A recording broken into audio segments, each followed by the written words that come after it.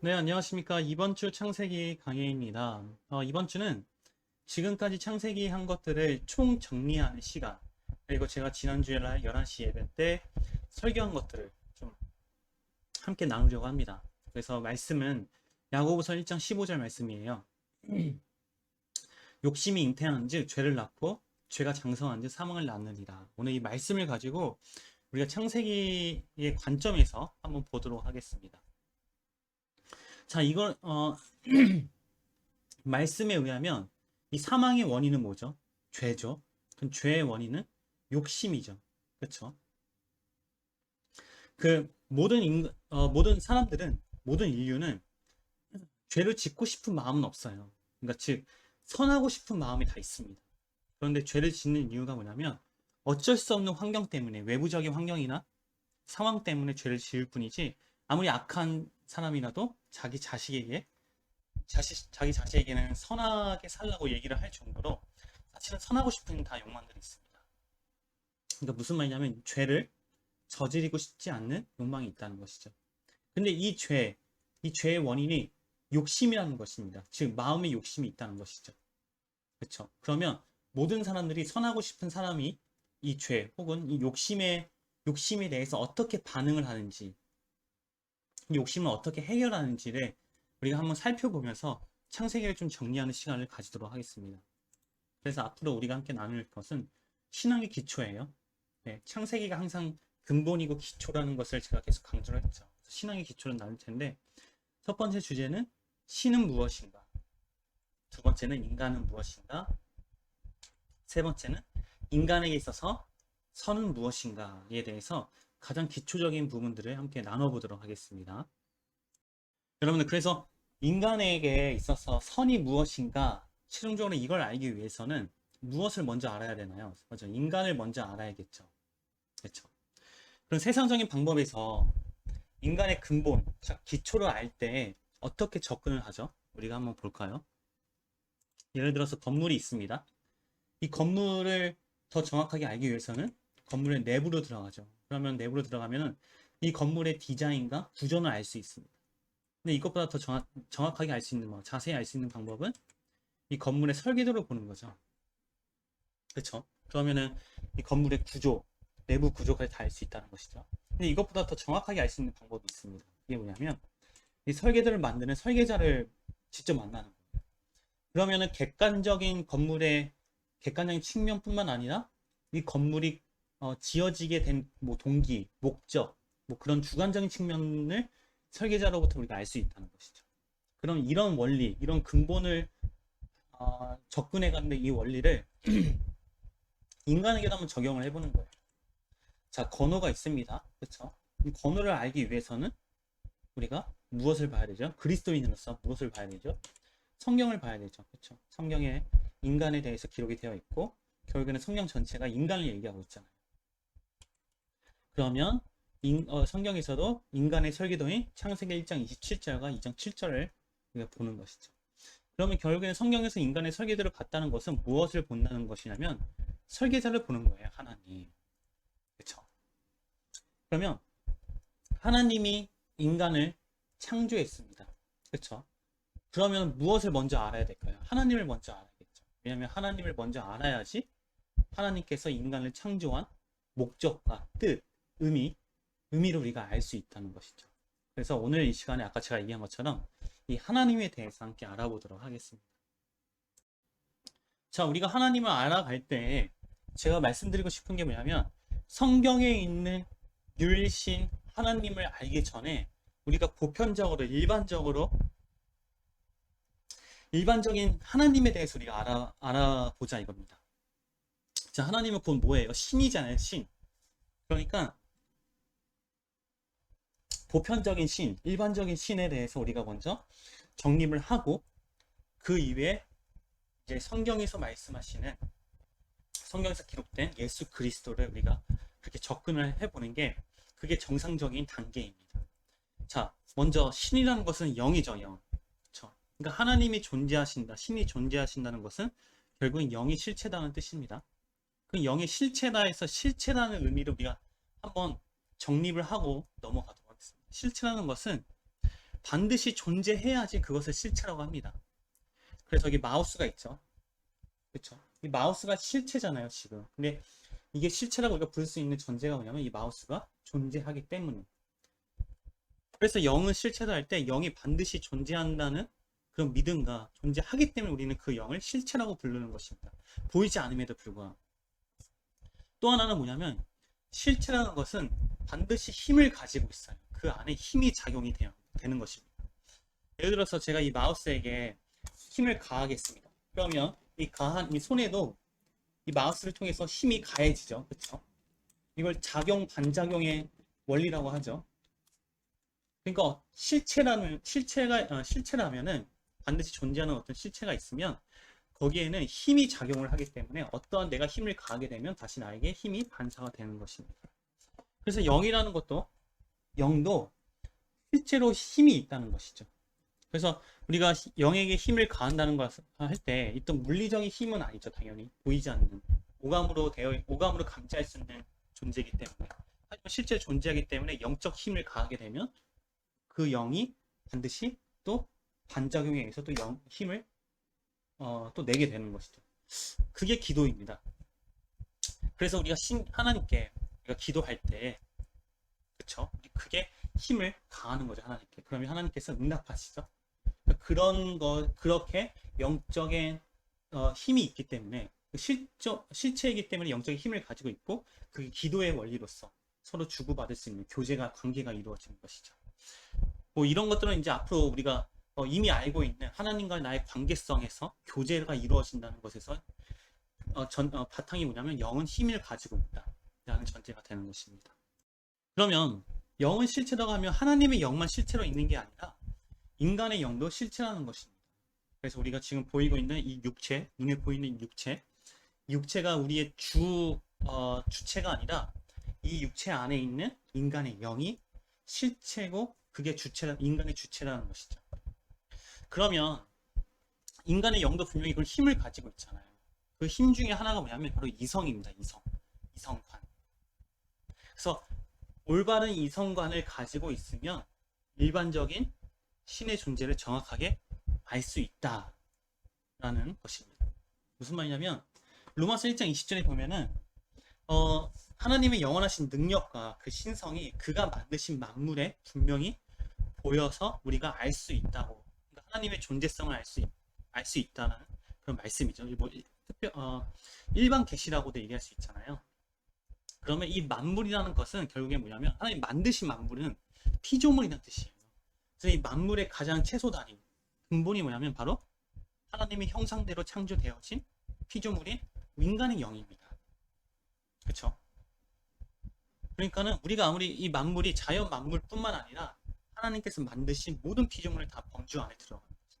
그래서 우리가 자연 만물을 보더라도 그것을 보고 우리가 신을 알 수 있다는 것은 무엇이 작동하기 때문에 인간의 속성, 인간의 영의 속성, 그렇죠? 속성 중에서 그 이성이라는 기능이 작동을 해서 그 만물을 통해서 실제로 하나님의 존재성을 알게 되는 것이죠.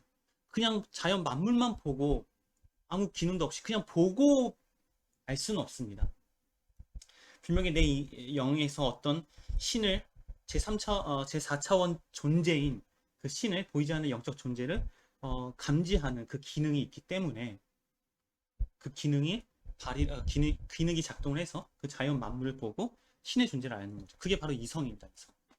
그래서 여러분들 특히 자연에 많이 접한 사람들은 신을 많이 경험을 하고 또 많이 존재를 인식하잖아요. 그래서 일명 종교학에서도 뭐 지금은 많이 쓰이는 용어는 아닌데 원시 종교라고 하죠. 뭐 샤머니즘이나 애니미즘이나 토템 뭐 그런 것들, 결국에는 그런 것들이 다 뭐예요? 자연을 통해서 자연의 신성이 담겨 있다라는 것을 인정하는 거잖아요. 인정하는 종교잖아요. 그렇죠? 그러니까 그런 것들이 왜 그렇게 나오게 되는 이유가, 그런 가설이, 그런 또 이론이 나오게 되냐면 바로 인간이 자연 만물을 통해서 신의 존재를 알 수 있다, 존재를 인정할 수 있다라는 것을 수용을 하기 때문에. 근데 그게 뭐냐면 결국에는 이성관입니다. 그렇죠? 이성관도 결국은 인간의 영적 속성에서 나온 것이죠. 그래서 올바른 이성관을 가지고 있으면 일반적인 신의 존재를 알 수 있다는 것입니다. 그래서 일반적인 신을 지금 접근할 때 우리가 일반적인, 그러니까 올바른 이성을 가지고 이성적인 시선으로 혹은 논리적으로 혹은 객관적으로 우리가 한번 신을 접근해 보자 이겁니다. 그러면 사람들이 이런 얘기를 해요. 이성으로 절대 하나님을 알 수 없다. 맞습니다. 이성으로는 하나님을 알 수 없어요. 그러니까 이성으로 올바른 이성으로 알 수 있는 한계가 어디까지냐면 하나님의, 그러니까 신의 존재를 알 수 있고 그 신의 존재 앞에 인간이 나약함까지 알 수 있고 나약하기 때문에 인간이 다시 돌아가야 된다는 것까지는 알 수 있어요. 여기까지. 그런데 그러니까 이거를 일반 계시라고 하죠. 그래서 여러분들 보면은 성경을 보지 않더라도 하나님을 보지 않더라도 종교에서도 일반적인 종교에서도 다 신에게 돌아가려는 모든 행위들을 다 해요. 그게 의식이고 의례고 그쵸? 기도이기도 하고 결국에는 그게 뭐냐면 근본적으로 신께 돌아가려는 속성입니다. 또 꼭 종교뿐만 아니라도 그 산을 자주 접하는 산에 올라가시는 분들도 산에 올라가기 전에 약간 천도제 같은 그쵸? 자신의 안전을 위한 그 기도를 올리잖아요. 제사를 올리잖아요. 그것도 결국엔 뭐예요? 신께 돌아가려는 속성입니다. 그러니까 일반 계시를 통해서는 그러니까 이성관을 통해서는 하나님을 믿는다. 하나님을 믿는다. 일반적인 그러니까 이성으로 하나님의 구원을 이룰 수 있다는 것은 아니죠. 아니지만은 적어도 하나님께 돌아가야 된다는 것까지는 알 수 있다는 것입니다. 그래서 이걸 대표적으로 보여주는 사건이 뭐냐면 가인과 아벨입니다. 가인과 아벨은 물론 자신의 아버지, 어머니, 아담과 하나 아니면 자기 형제들을 통해서 신에 대해서는 뭐 얘기는 들었을 수도 있어요. 근데 중요한 게 뭐냐면 일반 계시로서 어디까지 갈 수 있냐면은 가인과 아벨이 다 뭘 해요? 신의 존재를 알고 인지를 하고 인정을 하고 제사를 드리죠. 그렇죠? 돌아가는 것까지는 다 똑같습니다. 근데 차이가 어디서 나면 어떻게 돌아가느냐. 그렇죠? 그러니까 구체적인 하나님, 구체적인 성경에서 말하는 율신, 예수 그리스도 혹은 어떻게 돌아가느냐. 이거를 여기서 차이가 나는 것이죠.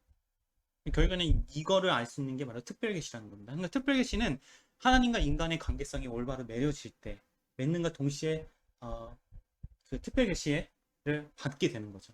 그러니까 그렇게 보면은 누구죠? 아벨은 특별계시를 받은 사람이고 가인은 특별계시를 받지 못한 사람인 거죠. 그러니까 그러니까 아벨은 하나님과의 관계가 올바른 관계가 맺어진 모습이고 가인은 그렇지 못한 그런 모습을 보이는 것이죠. 그래서 올바른 이성적인 그 이성관을 가지고 있으면 적어도 신께 돌아가야 된다는 것은 까지는 알 수 있다는 것입니다.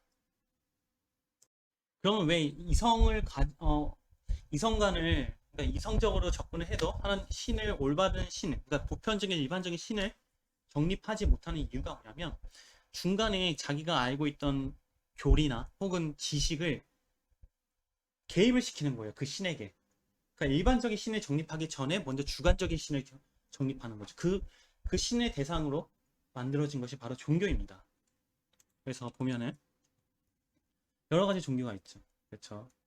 그래서 개신교, 그렇죠? 개신교 십자가죠. 십자가 보면은. 그러니까 기독교 안에서도 우리가 다 공통적인 하나님을 우리가 믿고 있다고 얘기를 하지만은 그런데 주관적인 하나님이 굉장히 많이 있습니다. 대표적으로 사랑의 하나님. 그렇죠. 근데 보통 그렇게 사랑의 하나님이라고 얘기하는 그 사랑이 성경에서 말하는 사랑이 아는 경우가 굉장히 많이 있어요.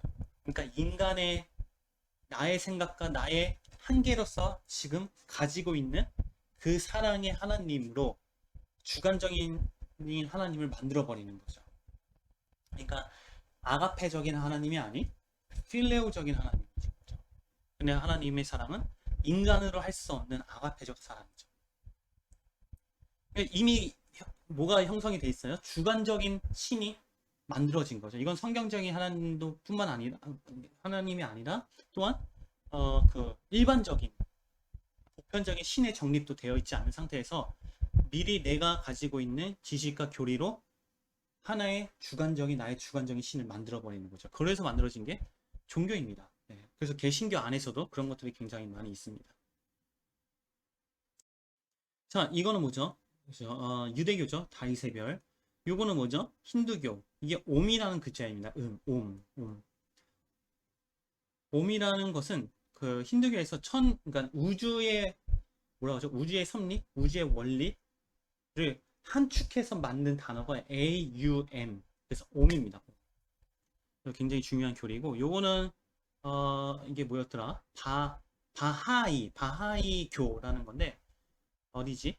그 페르시아에서 그리스도교, 고대 그리스도교에서 파생되어 가지고 나온 이단 종교입니다. 그리고 요거는 일본 종교죠. 신토. 그렇죠? 이 문을 도리라고 합니다. 도리히 신토. 그리고 그 신토가 있는 신토 종교가 세운 그 사원을 신사라고 하죠. 그래서 우리가 알고 있는 가장 유명한 신사 야스쿠니 신사. 그렇죠?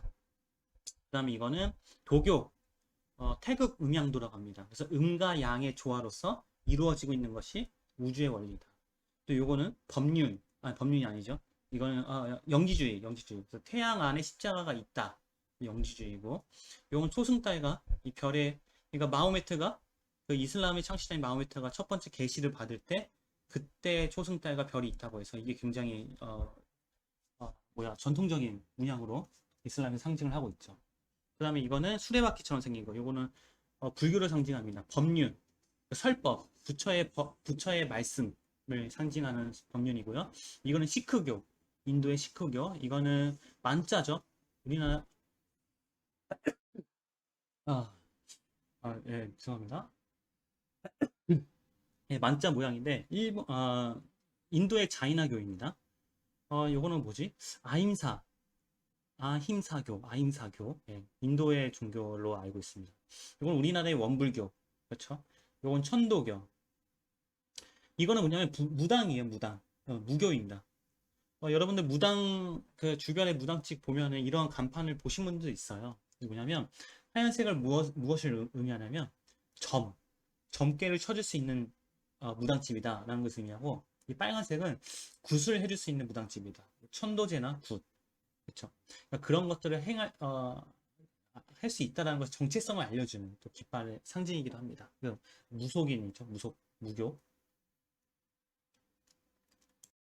다음은 종교에서 어떤 신의 이론을 볼 텐데, 보통 종교에서 이렇게 얘기합니다. 다신론, 단일신론, 유일신론. 네. 다신론이 뭐냐면 여러 신의 존재를 인정하는 거예요. 다양한 신들이 있다. 이것을 존재성을 인정하는 게 다신론이고, 단일신론이 뭐냐면 여러 그 신들 중에 하나의 신을 정해서 섬기는 것을 단일신론이라고 합니다. 유일신은 뭐냐면 이런 다른 신의 존재성을 인정하지 않고 오직 하나밖에 없는 신, 유일신. 그렇죠? 그 신을 섬긴다. 그래서 유일신 신앙이라고 하죠. 그래서 개신교는 유일신 신앙이죠. 예. 그래서 이런 종류가 있다는 것을 여러분들 상식적으로 알아두시면 좋고요. 그래서 우리가 아까 제가 말씀드린 대로 이성적으로 하면 일반적인 보편적인 신에 한번 접근을 해보자는 것입니다. 그러니까 신이 결국에는 하나님이죠. 여러분들 신의 조건 중에서 가장 최소 단위로 신이 가져야 될 조건이 무엇일까요? 생각해 보세요. 무엇이 있을까요? 처음은 뭐냐면 인간과 달라야 돼요. 그렇죠? 인간과 같으면 절대 신이 아니죠. 인간과 완전히 달라야 된다. 근데 달라야 되는데 뭐가 달라야 된다? 능력이 달라야 된다는 것입니다. 그렇죠? 인간의 능력과 완전히 달라야지 그걸 우리 신이라고 부를 수 있는 것입니다. 그러면 어떤 능력을 가져야 될까요? 어떤 능력이 있어야지 신이라고 부를 수 있을까요? 전제가 뭐냐면 인간이 없는 능력이야겠죠. 그렇죠? 또 하나가 뭐냐면 인간이 없는데 인간이 가장 갖고 싶어하는 능력. 그런데 특정 인간만 갖고 싶어하는 능력이 아니라 모든 인류가 갖고 싶어하는 능력. 그게 뭐냐면 바로 죽지 않는 능력입니다. 불사 능력이 영생의 능력이죠. 그런데 제가 여러분들에게 어떤 능력을 갖고 싶으세요 하고 여쭤보면은 각기 다른 능력을 얘기할 수도 있어요. 뭐 하늘을 나는 능력, 그다음에 뭐 순간이동 능력, 도깨비 경망의 능력, 뭐 염력 같은 능력, 뭐 그런 능력을 얘기할 수 있는데, 사실은 모든 사람들은 사실은 죽지 않는 능력을 다 갖고 싶어 해요. 근데 왜 그거를 자신 있게 얘기할 수 없는 이유가 뭐냐면 현재까지 인간 사회에서 영생을 했던 사람이 지금 아무도 없기 때문에 그거를 모든 사람들은 다 알고 내가 의식적이든 무의식적이든 그거를 인정하고 있어요.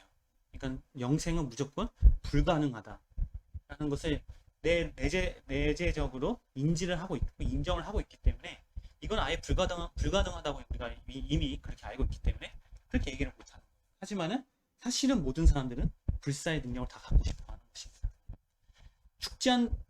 그러니까 다른 능력이 있더라도 죽어버리면 결국에는 아무 쓸모가 없는 것이죠. 그러니까 가장 인간에게 필요한 능력이면서 인간이 가장 원하는 능력이 바로 불사의 능력입니다. 그래서 이 불사의 능력을 가진 존재가 바로 신인 것입니다. 신의 가장 최소 조건인 것이죠. 자, 그러면 이 불사의 능력을 가진 존재는 어떤 존재여야 되냐면 바로 영적 존재여야 되는 것입니다. 우리가 창세기 이거 신의 속성에서 다 정리한 것들이에요. 다시 한번 하는 겁니다. 네, 영의 속성이죠. 그런데 왜 그러니까 인간이 영생하지 못하는 이유가 뭐냐면 결국은 육이 있기 때문이에요. 이 물질이 있기 때문에. 물질이 있는 것은 시간과 공간의 제한을 갖기 때문에 시간이 흘러가면 흘러갈수록 쇠퇴화의 작용이 일어납니다. 즉 점점 쇠퇴화, 노화가 되고 없어지게 되는 것이죠. 궁극적으로. 그게 죽음입니다. 그러니까 그렇게 영향을 받을 수밖에 없는 이유가 뭐냐면 이 물질이에요. 물질로 되어 있기 때문에. 그러니까 영생할 수 있는 존재는 없어지지 않는 존재는 반드시 육이 없어야 돼요. 그거를 우리는 인간의 언어로 영적 존재다라고 볼 수 있는 것이죠. 그러면 이 영적 존재는 어떤 속성을 가지고 있냐면 초월적 존재라는 것이죠. 그렇죠? 초월적 존재이기 때문에 그렇죠? 없어지지 않는 것이죠. 죽지 않는 것이죠. 그러면 초월적 존재는 곧 초월적 능력을 가진 존재죠. 그러면 이 초월적 능력은 곧 무슨 능력이에요? 영생의 능력입니다. 불사의 능력. 그렇죠? 그러면 초월적 능력과 존재는 무엇을 초월하나요? 시간과 공간을 초월한다는 것입니다. 그렇죠? 그게 바로 영이고 그게 바로 신이라는 것, 신의 속성이죠. 여러분들 지금 우리가 살고 있는 이 세상은 우리가 시간과 공간의 제한을 받는 세상이잖아요. 이 세상을 과학적인 용어로 얘기하면 제3차원의 세계라고 합니다. 제3차원의 세계를 구성하는 최소 단위가 뭘까요? 바로 시간과 공간이에요. 그렇죠? 그러니까 시간과 공간이 반드시 있어야지 이 세상이 완성이 될 수 있습니다. 물론 그 위에 물질이 이제 더해지는 것이죠. 최소 단위가 이 세상을 구성하는 최소 단위가 시간과 공간이라는 것입니다. 그런 원리로 봤을 때는 이게 과학적인 원리잖아요, 지금. 그런데 이거를 처음 만드신 분이 바로 하나님인 거죠.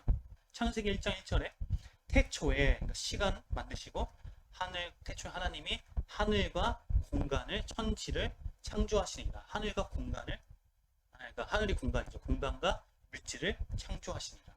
그러니까 그런 순서대로 딱딱 원리대로 창조를 하셨잖아요. 하나님께서. 그게 지금의 세상의 원리가 적용이 계속 이루어지는 것이죠. 그러니까 인간은 시간과 공간을 제한받는 존재지만 이 영의 세계는 이 제3차원의 세계를 초월할 수 있다는 것이죠. 그러면 이 제3차원의 세계를 그 다음 세계를 뭐라고 하냐면 제4차원의 세계라고 합니다. 그러니까 시간과 공간을 초월할 수 있는 존재는 어디에 머무를 수 있다는 존재예요? 제4차원의 제4차원의 세계에 존재할 수 있다는 것이죠. 그거를 성경에서 말씀하고 있죠. 요한복음 1장 1절, 요한 1장 1장 1절. 태초에 말씀이 계시니라. 그렇죠? 무슨 말이냐면 그 태초라는 것은 창세기 1장 1절에 그 태초, 그러니까 지금 이 세상이 시작되는 그 시간의 전 시간이죠. 이 시간이 만들어진 이 시간이 없는 시간, 하나님만 존재하는 시간. 그렇죠? 그러니까 그게 바로 시간과 공간을 초월하는 존재이고 그게 바로 신이라는 것입니다. 자, 다음은 그래서 시간과 공간을 초월하는 존재는 완전 자유자라는 것입니다. 완전 자유자. 네, 여러분들 한번 지금 머릿속에 자유에 대해서 한번 생각해 보세요. 과연 인간이 생각할 수 있는 극치의 자유가 어디까지인가? 여러 가지 많은 생각을 하겠지만은 제 개인적으로는 아무리 생각을 해도 시간과 공간을 초월하는 순간이동까지 밖에 생각을 못 하겠어요. 이것보다 더 큰 자유가 뭐가 있을까? 그렇죠? 근데 순간이동도 결국에는 시간과 공간 안에서의 순간이동이에요. 그렇죠? 그러니까 부분적인 시간과 공간을 초월할 뿐이지 결국에는 순간이동 하더라도 어디에 있어요? 시간과 공간 안에 있는 것이죠. 그러니까 완전한 자유가 아니죠.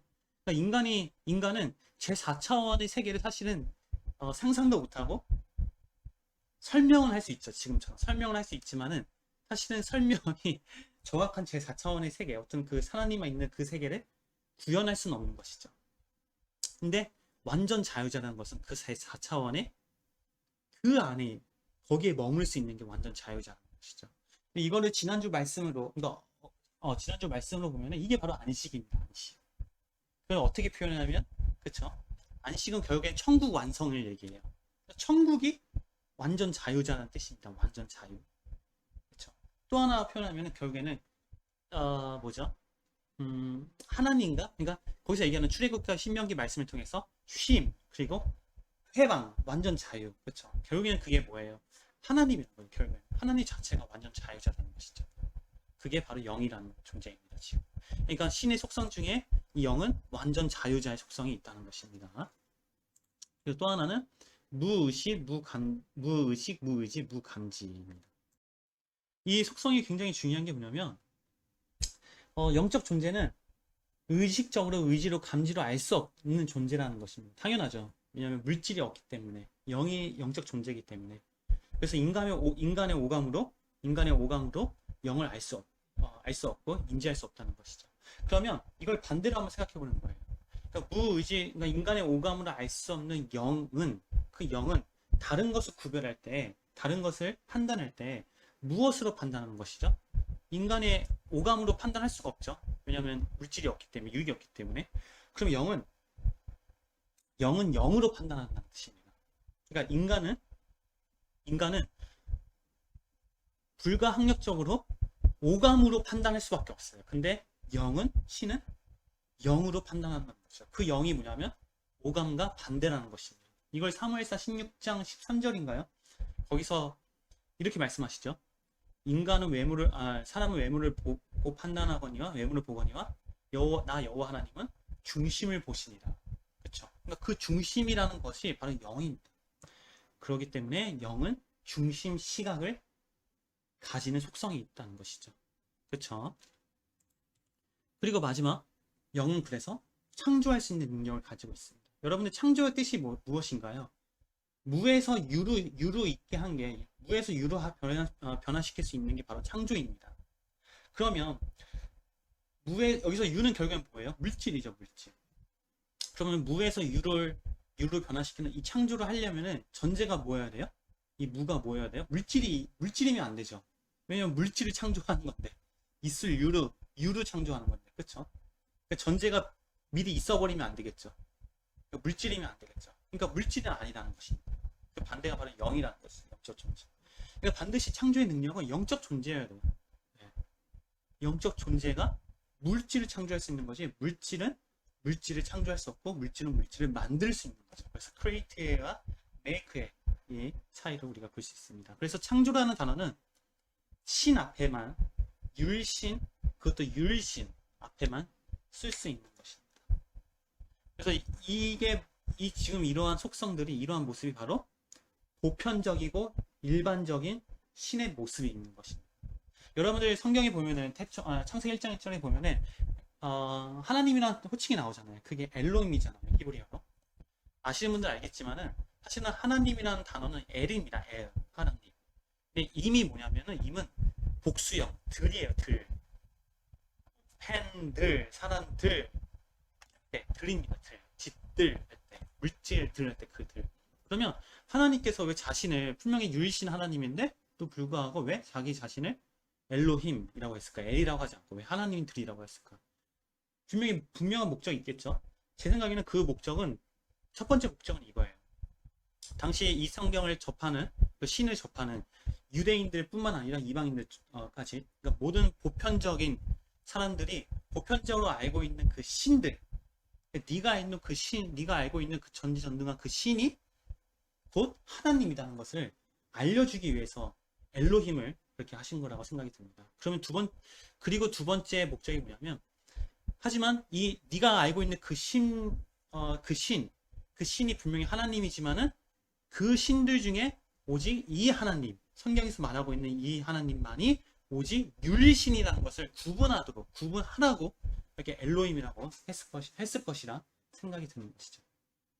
그렇죠? 그러니까 보편적인 신을 먼저 정립하고 그 다음에 성경에서 말하는 율신을 정립을 해야지, 아까처럼 제가 종교에서 보여진 각자의 그 신들, 주관적인 신들을 완전히 자기 하나님으로 믿는 그런 오류를 범하지 않게 되는 것이죠. 그래서 올바른 신을, 올바른 성경적인 하나님을 알기 위해서는 이렇게 일반적인 보편적인 신을 정확하게 정립을 하고 올바른 이성관으로 정립을 하고 나서 그 다음에 성경에서 말씀하시는, 성경에서 말하는 그 특별 계시의 그 하나님, 예수 그리스도, 삼위일체 하나님, 그 하나님을 정립을 해야지 정확한 하나님을 알 수 있다는 것입니다. 네, 오늘은 여기까지 하도록 하겠습니다. 일반적인 신에 대해서, 신의 무엇인가에 대해서 우리가 알아봤습니다.